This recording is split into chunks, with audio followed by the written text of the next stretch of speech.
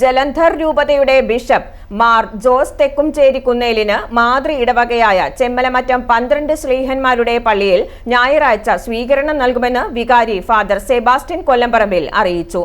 പരിപാടി സംസ്ഥാന ജലവിഭവ വകുപ്പ് മന്ത്രി റോഷി അഗസ്റ്റിൻ ഉദ്ഘാടനം ചെയ്യുന്നതാണ്.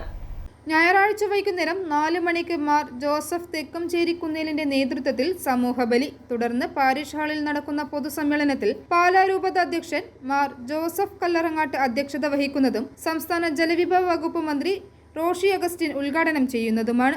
കാഞ്ഞിരപ്പള്ളി രൂപത മുൻ അധ്യക്ഷൻ മാർ മാത്യു അരക്കൽ മുഖ്യപ്രഭാഷണം നടത്തും. Antony MP, advocate Sebastian Kulathunkal MLA, മുൻ MLA PC ജോർജ്, ജില്ലാ പഞ്ചായത്ത് അംഗം ഷോൺ ജോർജ്, പഞ്ചായത്ത് പ്രസിഡന്റ് സ്കറിയാച്ചൻ പൊട്ടനാനി, ബ്ലോക്ക് മെമ്പർമാരായ mini Savio, Joseph George, ward member Lissy Thomas എന്നിവർ ആശംസകൾ അർപ്പിക്കും. വികാരി ഫാദർ സെബാസ്റ്റ്യൻ കൊല്ലംപറമ്പിൽ സ്വാഗതവും അസിസ്റ്റന്റ് വികാരി ഫാദർ ജേക്കബ് കടുതോടിൽ കൃതജ്ഞതയും അർപ്പിക്കും. 1000 ഇടവകാംഗങ്ങളുള്ള ഇടവകയിൽ നിന്ന് 2 മെത്രാന്മാരും 52 വൈദിക ശ്രേഷ്ഠരും 180 സന്യസ്തരും ചെമ്മലമറ്റം ഇടവകയിൽ നിന്നുണ്ട്.